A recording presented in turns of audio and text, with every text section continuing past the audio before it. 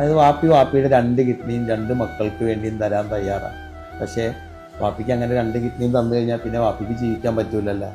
വാപ്പി ഇല്ലാതായി കഴിഞ്ഞാൽ പിന്നെ നിങ്ങളാരാ നോക്കുക? വാപ്പി ഉണ്ടായിട്ട് ആരെങ്കിലും 10 പൈസ തരുന്നുണ്ടോ നമുക്ക്?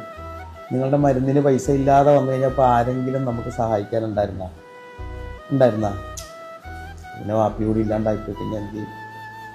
വാപ്പി ഉള്ളിടത്തോളം മക്കളെ വാപ്പി നോക്കും നല്ലപോലെ. എന്ത് പറഞ്ഞാലും വാപ്പി വാങ്ങിച്ചു തരും. അതിനുവേണ്ടി നമ്മൾ വാപ്പി ആരുടെ മുമ്പിൽ വേണേലും കൈ നീക്കും. വാപ്പിക്ക് സത്യം പറഞ്ഞു കഴിഞ്ഞാൽ നിങ്ങളുടെ മുമ്പിൽ ഇരുന്ന് ഇങ്ങനെ സങ്കടപ്പെട്ട് സംസാരിക്കണ പോലും ഇഷ്ടമല്ല. സത്യം നിങ്ങളോട് കരയാൻ ഞാൻ പറഞ്ഞിട്ടുണ്ട് എപ്പോഴെങ്കിലും? നിങ്ങളോട് ഇവിടെ നിങ്ങൾ കരയണത് വാപ്പിക്ക് ഇഷ്ടമാണ്. സത്യം പറഞ്ഞാൽ പറതുക. എൻ്റെ മക്കളുടെ കണ്ണിൽ നിന്നൊരു കണ്ണുനീര് വന്നത് പോലും എനിക്ക് സഹിക്കൂല കേട്ടാ. അത് വേറൊന്നും കൊണ്ടല്ല,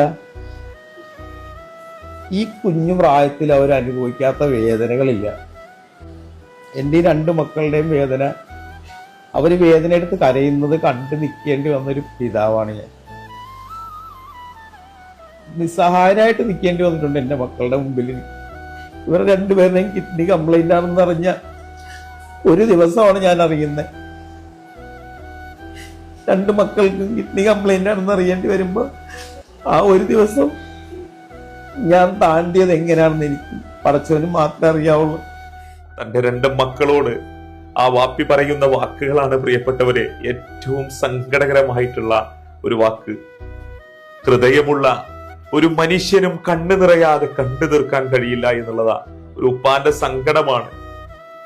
ആ ഉപ്പാക്കുണ്ടായ 2 പൊന്നു മക്കള്, 2 കുഞ്ഞു മാലാഖമാര് ഇന്ന് ചികിത്സിക്കാൻ പണമില്ലാത്തതിന്റെ പേരിലെ പൊതുസമൂഹത്തിന്റെ മുന്നിലേക്ക് വന്നൊരു കാഴ്ചയാണ്. ആ ഉപ്പ പറയുന്ന വാക്കുകൾ നിങ്ങൾ കേട്ടോ?